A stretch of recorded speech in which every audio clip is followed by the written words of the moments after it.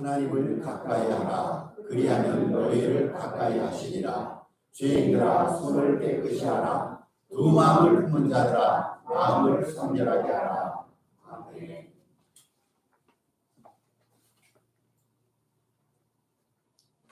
제 얼굴이 좀 까매졌습니다. 햇빛을 많이 쓰다 보니까 까매져서 나름대로 비비크림을 바르면 어떻게 되는지 모르겠어요. 염려와 기도 덕분에 휴가를 잘 마치고 은혜감 돌아왔습니다. 돌아오면서 열심으로 사역해야겠다. 주어진 날에 최선을 다하겠다. 그러한 결심을 12시간 비행기 탔는데 잠은 안 오고 생각을 해야 되잖아요. 그래서 교인을 생각하면서 교회 생각하면서 그렇게 왔습니다. 너무너무 감사를 드리고 또 건강한 모습으로 3주 만에 뵙게 되니까 너무 제 마음이 흡족하고 좋습니다. 오늘은 하나님을 가까이라는 주제를 가지고 하나님의 말씀을 함께 나눠보도록 하겠습니다. 여러분 만년설 아시죠? 평생 이렇게 녹지 않는 만년설. 그 만년설이 남극과 북극에 있단 말이죠. 그 만년설로 뒤덮인 것을 우리는 빙하지대라고 말합니다. 요즘에는 기온이 많이 올라와서 많이 그 빙하지대가 녹고 있어요. 그래서 100년 전에는 이렇게 예를 들면 강 앞에까지 빙하가 가득가득 얼었었는데 이제는 뭐 수십 킬로 얼어서 큰 강물이 되고 물줄기가 녹은 물들이 흐르면서 호수가 형성되고 오늘 문제인 것 같아요. 빙하는 빙하대로 있고 얼은 상태는 얼은 상태로 있어야 되는데 기온이 높아지다 보니까 계속해서 이렇게 많은 물들이 더위로 인해서 흘러내리는 그런 문제점이 있습니다. 왜 빙하지대가 생겼을까요? 이유는 한 가지예요. 그것은 태양과의 각도가 멀어서 태양빛이 닿는 양이 적기 까닭에 항상 얼어붙은 상태로 있단 말합니다. 이게 태양에서 빛이 있어요. 열이 있어서 열을 쪼여줘야 되는데 그러지 못하다 보니까 계속해서 동토로 존재하기 마련입니다. 어떤 물체든 어떤 땅이든 태양과 멀어질수록 온도가 현저히 떨어지면서 얼어붙은 동토로 존재합니다. 여러분 꽁꽁 얼어붙은 상태에서는 생명체가 거의 살지 못합니다. 우리 이 북한 지역에서 감기 얼마나 자주 걸립니까? 요즘에는 감기인지 코로나인지 구별하기가 힘들어요. 이 감기가 자주 걸리는데 감기 바이러스 있잖아요. 추운 곳에서는 바이러스 자체가 살지 못합니다. 그래서 남극, 북극에 가면 엄청 추운 곳이잖아요. 거기는 감기라는 용어 자체가 없어요. 이렇게 얼어붙은 곳에서는 생명체가 거의 살지 못합니다.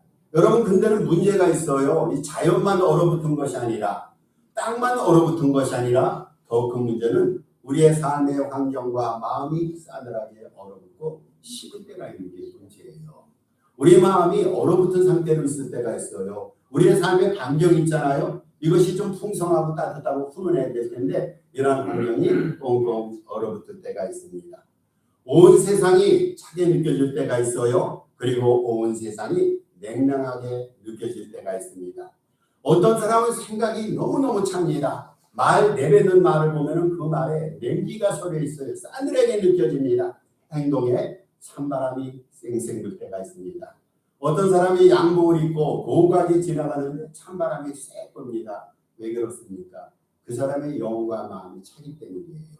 아무리 옷을 잘 갖춰 입는다 할지라도 고상한 언어를 사용한다 할지라도 그 사람의 인생 자체가 찬바람 속에 냉기가 가득 차서 있다면 모든 사람이 그것을 느낀단 말이죠. 여러분 우리 인생과 영혼의 삶의 온도가 있어요. 저도 그렇고 여러분이 그렇고 훈훈한 인생 따뜻한 삶을 살기를 바랍니다. 우리 모두의 영혼이 좀 따뜻했으면 좋겠어요. 차지 않았으면 좋겠습니다. 어떠한 경우에도 서늘하기 쉽지 않았으면 좋겠습니다. 그런데 우리 영혼과 삶의 온도를 조절하는 게 있어요. 여러분 이 세상 것을 가지고서는요 삶의 온도를 조절할 수가 없어요. 따뜻하게 살고 싶어요. 훈훈하게 살고 싶어요. 우리의 마음과 생각과 영혼이 따뜻하게 살고 싶어지는데 이것을 조절할 분은 하나님입니다. 하나님이 우리의 영혼을 조절하시고 삶의 온도를 조절하십니다. 그렇다면 우리가 왜 이렇게 추운 인생, 찬 인생을 살아가야 됩니까? 그것은요 한 가지 이유 때문이에요. 삶의 환경이 열악해서 인생이 찬 게 아니에요. 다른 사람보다 먹을 것이 부족하고 다른 사람보다 살아가는 삶의 처처에서 살아가는 삶의 자리에서 부족함과 연약함이 많다고 해서 그것이 찬 인생이 아니에요. 정말로 찬 인생을 살아가는 사람 보면요 하나님과 멀어진 사람이에요. 그래서 이 세상에는 두 종류의 사람이 있어요. 참 인생을 살아가는 하나님이 부자는 사람이 있고, 따뜻한 인생을 살아가면서 하나님을 가까이 하는 하나님과 친밀 지수를 누려가면서 살아가는 사람이 있습니다. 여러분, 우리가 하나님과 멀어지게 되면요, 인생은 어떤 경우에 있어서도 언어와 삶과 모든 인생이 서늘하게 식어지게 되어 있습니다. 다 식어져요. 그래서 내 인생 속에서, 내 삶 속에서 나는 왜 이렇게 찰까? 왜 내 인생과 어느 순간에는 네 개가 서리고 한 개가 서려 있을까? 이러한 느낌을 받는다는 하나님과의 관계 지수를 살펴보시기 바랍니다. 분명히 거기에 해답이 있어요. 하나님과 멀어지면요, 말의 온도가 식기 마련이고 생각과 의가 식기 마련입니다. 그래서 시인은 시편 73편 27절을 이렇게 말합니다. 무릇 주를 멀리하는 자는 망하리니.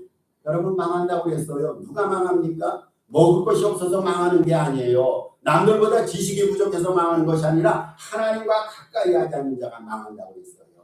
하나님과 가까이 하지 않으면 그 인생이 쉽게 돼 있어요. 여러분, 인생이 쉽고 인생이 차게 되면요, 결국은 그 인생이 망할 수밖에 없습니다. 저는 이 시간 여러분에게 간절한 마음으로 부탁을 드려요. 하나님의 부재가 아니라 하나님의 임재를 늘 느끼면서 삶의 자리에서 믿음과 삶과 모든 신앙 형태가 뜨겁고 훈훈한 그러한 여러분이 되시길 바랍니다. 예수님께서 누구를 사랑하시고 누구를 좋아하십니까? 여러분, 마르다가 있어요. 마르다는 굉장히 헌신적으로 주님을 위해서 일한 사람입니다. 어떻게 하면 우리 주님을 잘 섬기고 우리 주님 앞에 고급 음식을 대접할까? 어떻게 하면 주님을 편리하게 할까? 마르다는 이것으로 고심을 했어요. 얼마나 많이 헌신했는지 모릅니다. 봉사 많이 했어요. 그런데 주님께서는 그 마르다의 그러한 섬기기와 봉사를 즐겨받지 않았어요. 물론 우리가 주님을 섬겨야 됩니다. 봉사해야 됩니다. 그런데 주님께서 더 바라시는 신앙인의 삶이 있어요. 그것은 주님의 발 앞에서 주님의 말씀을 들으면서 주님과 친밀 지수를 늘려가는 마리아와 같은 사람이에요. 마르다를 향해서는 책망하시고 마리아를 향해서는 저 여인이 가장 좋은 것, 아름다운 것을 선택하셨다. 여러분, 주님께서 우리의 삶을 보시면서 우리로부터 무엇을 하라고 요구하냐? 하나님과 친밀함, 하나님과 가까이 하면 이런 삶을 주님은 바라고 있어요. 여러분, 믿음 생활이 뭡니까? 믿음 생활이라는 것은 단지 주님에 대한 지식을 습득하는 게 아니에요. 성경 공부 많이 한다고 해서 믿음이 자라납니까? 여러분, 우리가 찬양을 부르면서 복음성을 많이 알고 그 가사를 향유하고 음미한다고 해서 그 자체로 믿음 생활이 은혜 가운데 형성되는 게 아니죠.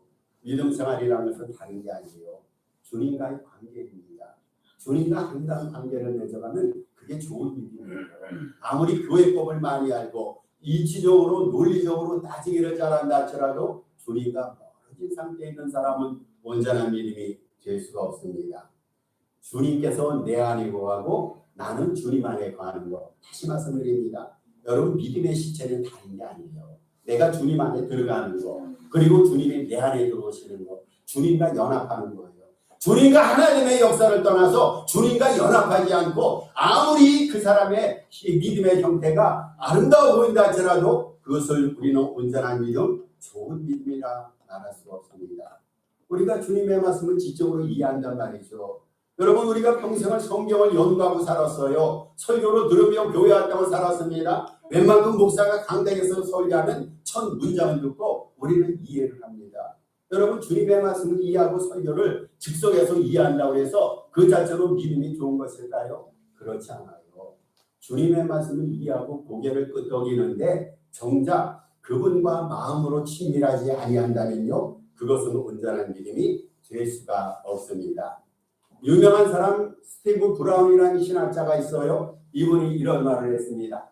우리 삶 속에서 하나님의 실제를 하나님의 실제로서 존중하고 경험하는 것이 인생을 결정짓는다. 하나님에 대한 지식과 정보가 많더라도 실제적인 만남 속에서 관계를 형성하지 못하면 그것은 참된 복음이 아니다 라고 말합니다.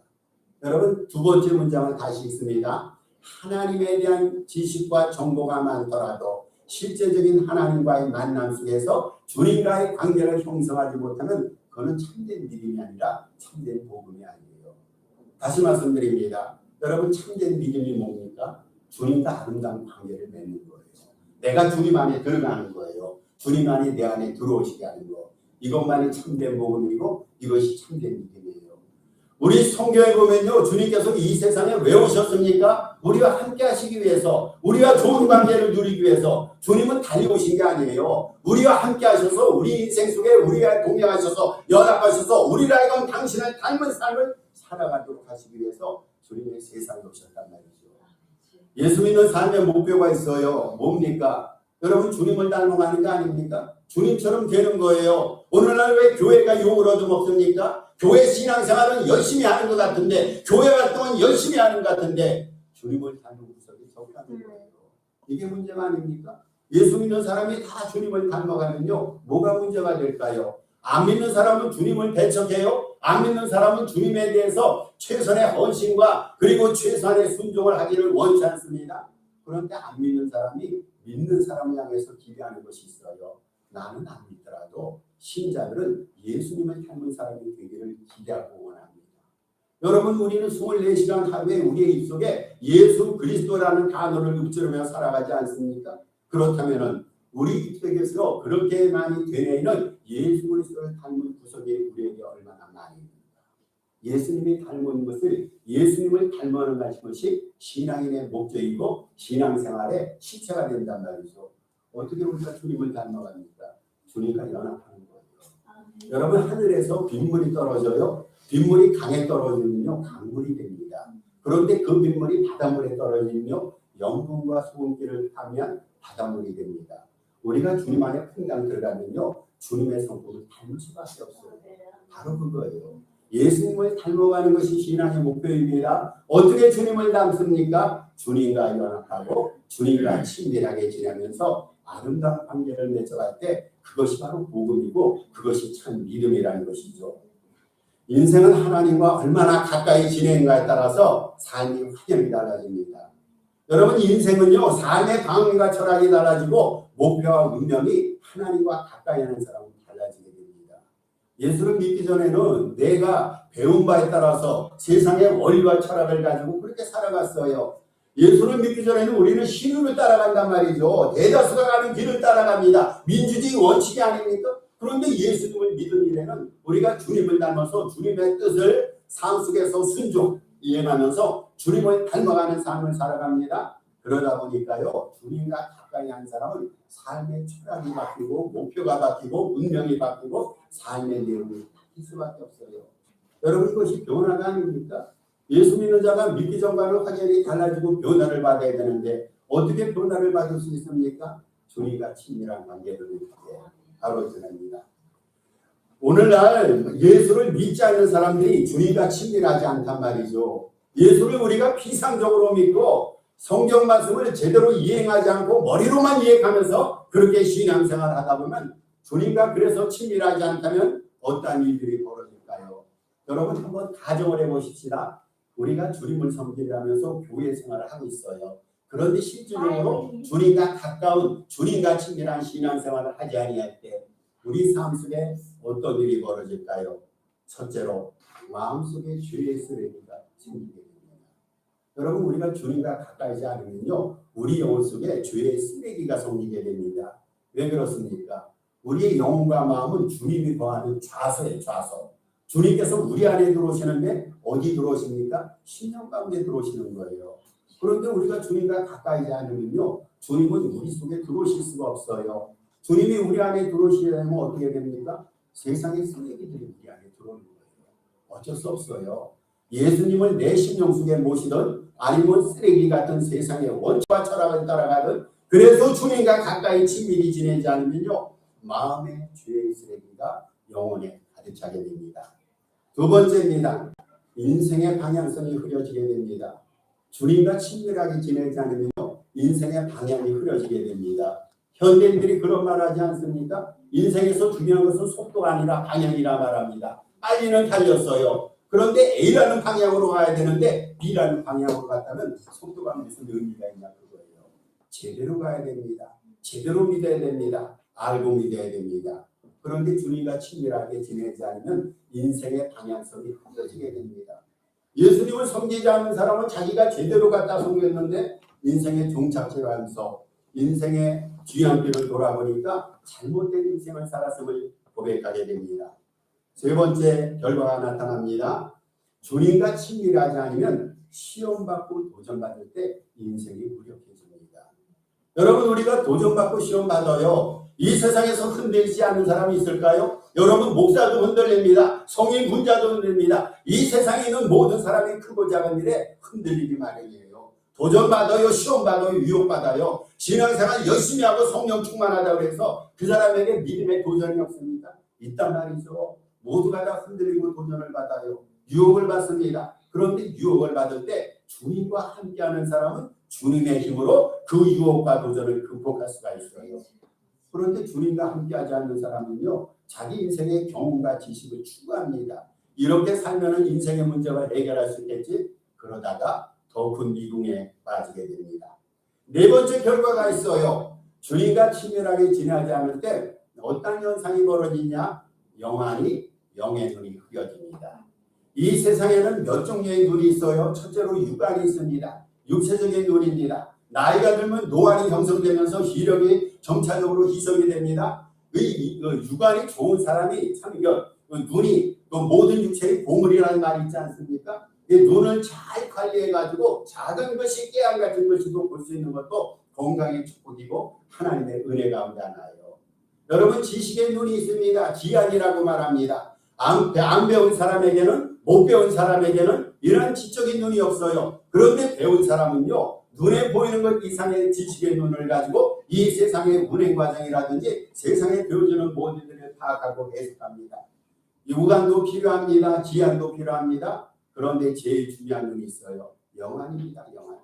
여러분, 하나님의 일은 영적인 일이 아닙니까? 영안이 밝혀지지 않으면요, 하나님의 일을 이해할 수가 없어요. 우리가 하나님을 봐야 되는데 무엇을 가지고 봅니까? 육안을 가지고 봅니까? 지안을 가지고 봅니까? 영안을 가지고 본단 말이죠. 하나님과 가까이 보내지 않는 사람은요, 영안이 흐려져요. 영적인 실체를 알 수가 없어요. 미래에 되어진 일을 깨닫지 못한단 말이죠. 다섯 번째, 하나님과 가까이 하지 못한 사람에게 나타나는 결과, 천국에 대한 열망이 식어진단 말이죠. 천국의 주인은 하나님인데 그 하나님이 내 안에 없는 거예요. 따라서 이 사람 안에는요, 천국이 없어요. 천국에 대한 소망이 없어요. 정말로 우리가 하늘나라 본향을 생각하면서 천국에 대한 소망을 가지면 주님과 친밀하게 지낼 때 그 천국의 주인이신 우리 주님께서 천국에 대한 실체를 보여주시고 소망을 우리에게 보여주신단 말이죠. 그래서 천국에 대한 실체를 소망하면서 살아가는 사람은 늘상 인생의 고무도 당당한 거예요. 세상에서 어려움을 경험할지라도 나에게 주어진 천국이 있거든요. 그것을 기대하며 소망하면서 늘상 은혜 가운데, 행복과 기쁨 가운데 삶을 살아갈 수가 있습니다. 그렇다면 하나님과 더욱 가까운 관계를 누리기 위한 5가지 기본적인 일들을 말씀을 드립니다. 하나님과 가까운 관계를 누리기 위한 기본적인 일들. 첫째로 우리의 죄를 회개하는 것입니다. 여러분, 죄를 회개하라 이렇게 주장하면은 나는 별로 죄가 없다라고 웅변하고 항변하는 사람이 있어요. 여러분, 죄를 회개하는 것이에요. 오늘 보면 후반절에 보니까 손을 깨끗이 하라, 마음을 성결케 하라 이렇게 말합니다. 손을 깨끗이 하라고 그랬어요. 마음을 성결케 하라고 했습니다. 이는 신령과 행동의 거룩함을 뜻하는 것으로, 이 거룩한 역사는요, 회개를 통해서 일어납니다. 여러분, 회개입니다. 회개. 여러분, 회개거리가 없어요? 어떤 목사님이, 정말로 존경했던 목사님이 있었는데 돌아가시기 전에 후배들을 불렀어요. 불러가지고 한 말씀 하시려고. 그래서 이제 후배들이 몇 명이 모였어요. 우리는 그 선배 목사님께서 굉장히 존경하고 사랑하고 그랬거든요. 그래서 목양 생활을 하는데, 인생을 살아가는 데 필요한 영적인 지식, 영적인 경험을 잘 전수해 주시겠지, 그런 기대를 갖고 갔어요. 그런데 그 목사님이 돌아가시기 일주일 전에 후배 교육자들을 불렀는데, 갔는데 그 16절치, 이게 종이 있잖아요. 16절치 한 서너 장가량에 글씨를 빼고 쓴 것을 보여주는 거예요. 첫째로 우리는 그 보여주실 때 그것이 목회 원리, 목회 방향에 관한 그러한 교훈과 지식인 줄 알았어요. 알고 나니까요, 평생을 그 목사님이 하나님을 섬기고 사역한다면서도 주님 앞에 범죄하고 주님 앞에 지었던 죄의 종류를 깨같은 글씨로 적어놓은 거예요.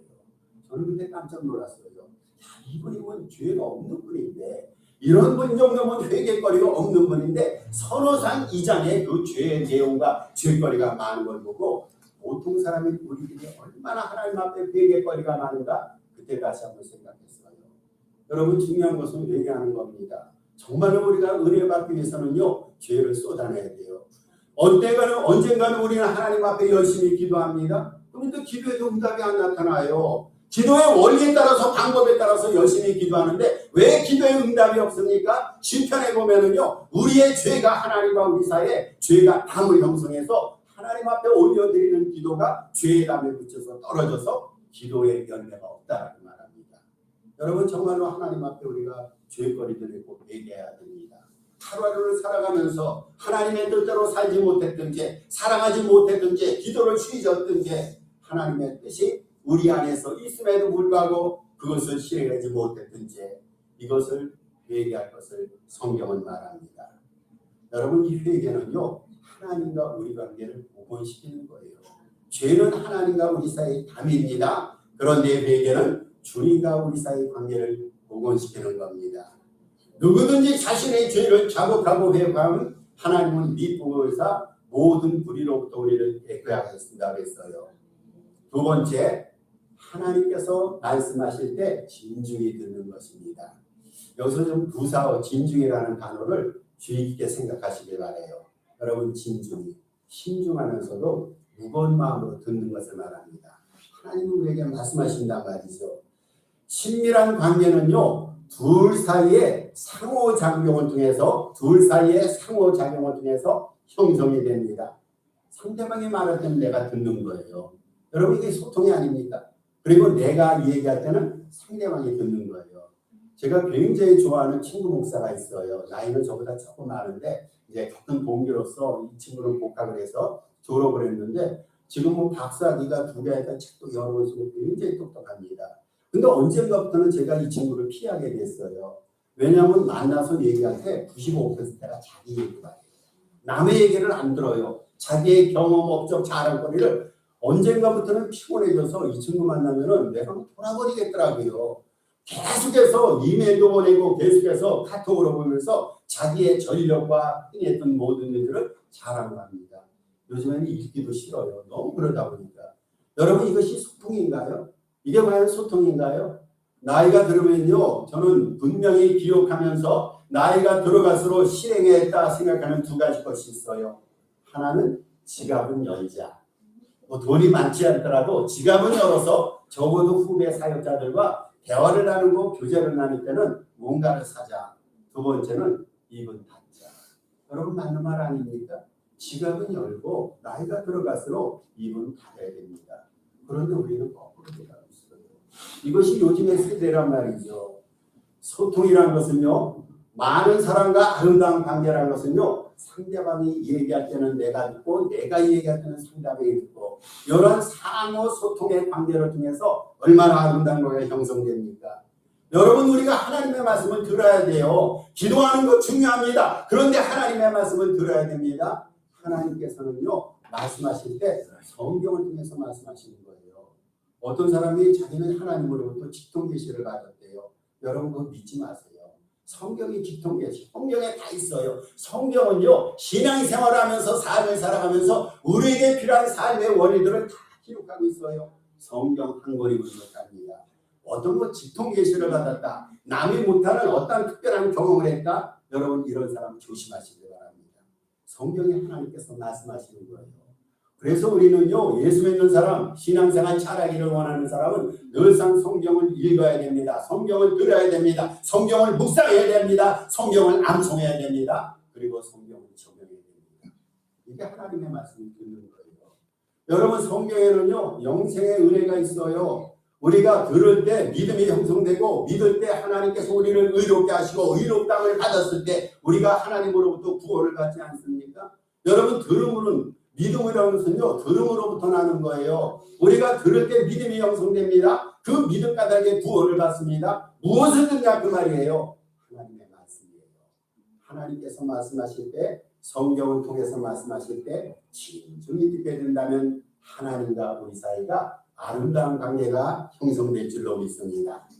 세 번째 하나님과의 관계를 누리기 위해서 기도 중에 소원과 관계를 아는 것입니다. 말씀이 하나님의 음성을 듣는 과정이라면 기도는요, 우리의 말과 우리의 소원을 하나님 앞에 아뢰는 거예요. 그러니까 이것이 쌍방대화가 아닙니까? 하나님은 말씀을 통해서 우리에게 말씀하시고 우리는 기도를 통해서 하나님 앞에 아뢰는 거예요. 우리가 기도할 때 하나님이 어떻게 하십니까? 들으시는 거예요. 여러분, 우리가 기도할 때 하나님께서 귀찮다 이러면 나도 만져하자 이러시는 분이 아니란 말이죠. 우리가 하나님 앞에 기도할 때는요, 하나님은 영혼의 마음을 열고 우리의 기도를 들으세요. 대신 하나님께서 성경을 통해서 우리에게 말씀하실 때 우리는 한 마음을 가지고 그 말씀을 들어야 됩니다. 기도 중에 소원과 관계를 아뢰는 거예요. 여러분에게 물어보겠습니다. 여러분, 이 신앙생활 가운데 기도처럼 중요한 것이 있다라고 생각합니까? 없어요. 근데 왜 우리에게 기도 지수가 부족하냐 그거예요. 분명히 우리는 기도가 중요한 것을 알고 있어요. 우리가 하나님 앞에 나가야 된단 말이죠. 나가서 우리의 시선을 하나님 앞에 아뢰야 되는데 하나님 앞에 나가기 위해서 기도라는 통로가 우리에게 필요합니다. 신앙생활에서요, 정말로 기도는 중요한 거예요. 아니, 필수 조건입니다.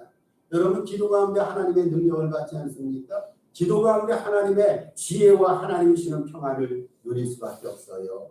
여러분, 기도입니다.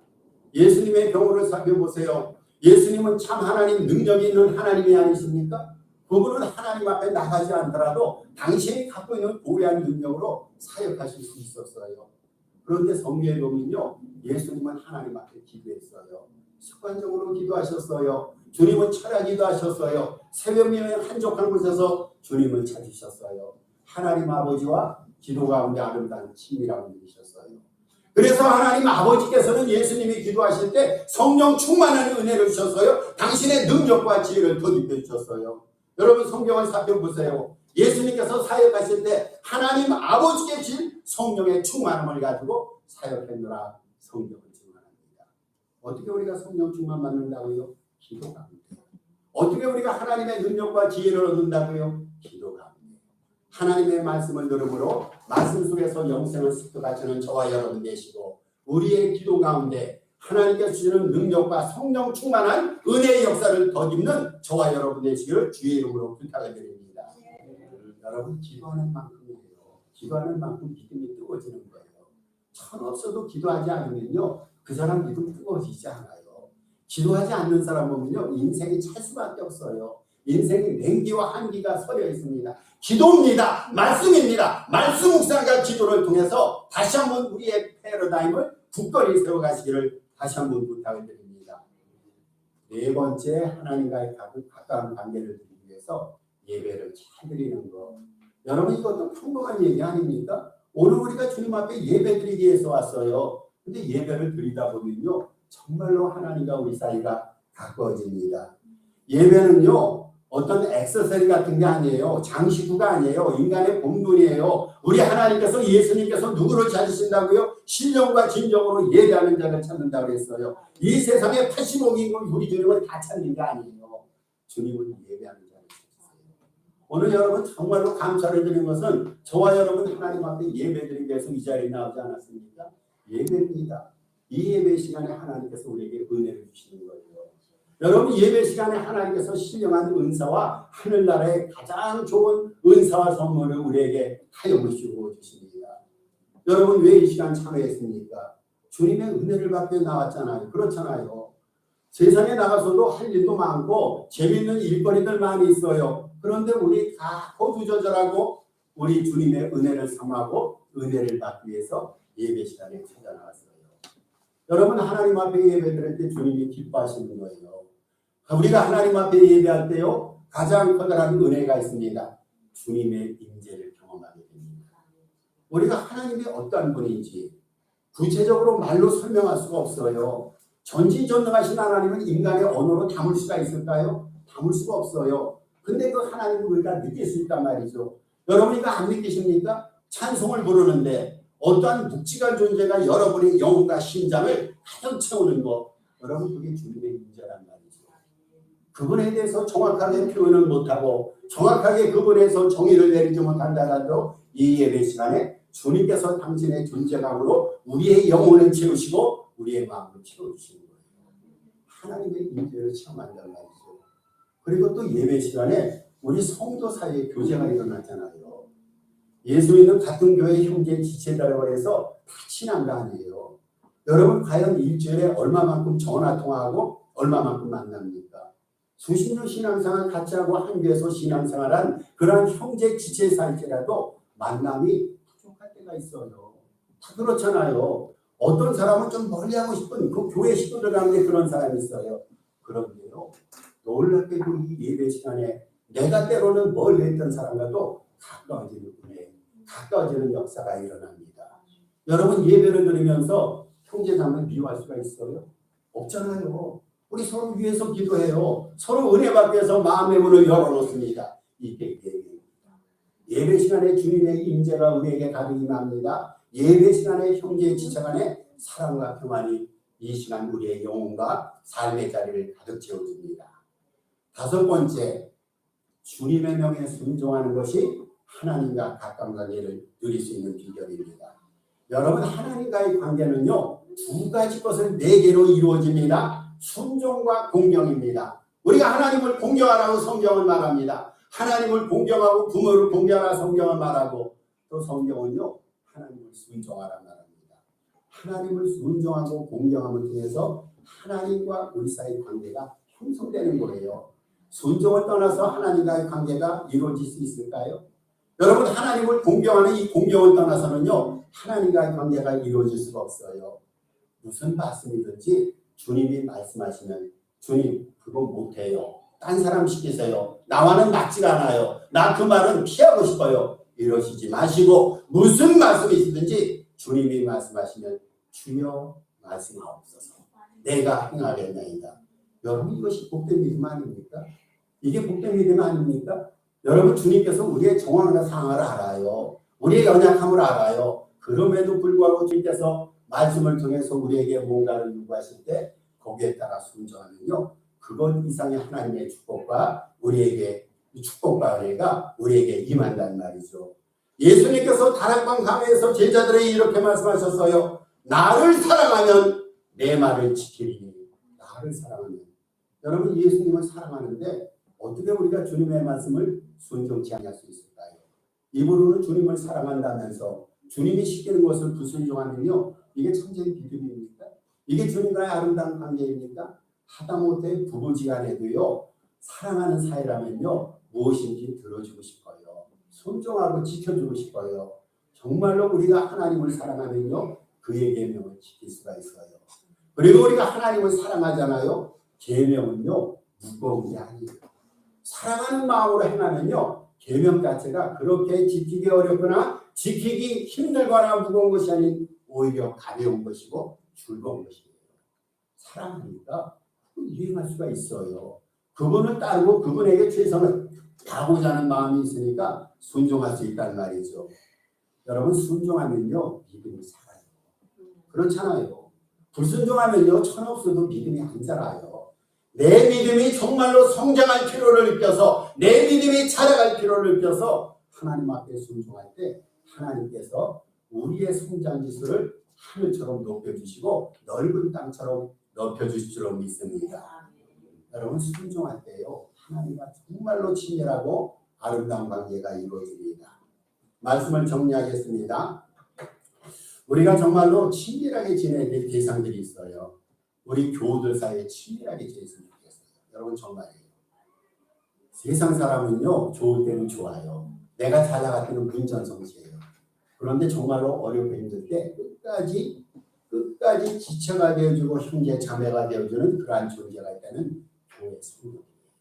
우리 성도들 사이에 친밀하게 지냈으면 좋겠어요. 여러분 환경과 자연과도 좀 친밀하게 지냈으면 좋겠어요. 어떤 사람이 그런 말을 하잖아요. 몸이 아파서 몸속에 질병이 있고 암이 있는데 암과 친밀하게 친구처럼 지내다 보니까 이 암세포가 내가 암세포를 친구처럼 지내는데 그 친구였던 암세포가 나를 적처럼 대하지 않는다는 거예요. 그러면 의사가 존중하잖아요. 여러분 환경과도 친밀하게 지내시고 더 나아가서 자연과도 친밀하게 지냈으면 좋겠습니다. 저는 이 동안에 여행을 통해서 몇 가지 깨달은 것이 있어요. 우선 성도님들과 더 친밀하게 지내겠다. 사실 나가서 휴가 기간을 보내면서 아무 생각 안 하려고 그랬어요. 그냥 편하게 우리 집사람이랑 둘 사이에 즐겁고 재미난 시간 보내려고 했는데 생각 안 하고 싶어도 생각이 나요. 여러분 교우들이 생각이 나요. 주일날 예배를 드리는데 동영상 예배를 드리면서 다 그냥 그 파노라마처럼 예배 드리는 광경이 눈에 보이면서 마음속에 그림처럼 그려집니다. 사회로 오시는 장로님으로부터 기도인다는 분으로부터 저는요 그래서 하나님 앞에 더 결심을 했어요. 돌아가는 건 성도들과 더 친밀하게 더 차이롭게 보내는 그러한 목회자와 성도 사이가 돼야겠다. 여러분 환경과도 친밀하게 지냈어요. 자연과도 친밀하게 지내셔야 돼요. 왜 그렇습니까? 하나님이 만드신 하나님의 피조물 아닙니까? 하나님이 좋으셔서 만드셨는데 우리가 그것을 대처하거나 멀리할 이유가 없어요.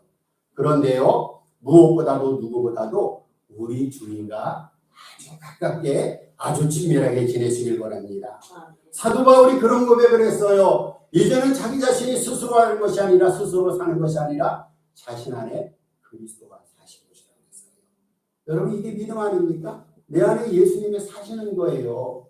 내 안에 예수님께서 내 인생을 지도하고 인도하는 거예요. 내 안에서 예수님이 사셔서 그 예수님께서 내 인생을 주도하시고 관리하시고 다스리시는 것입니다.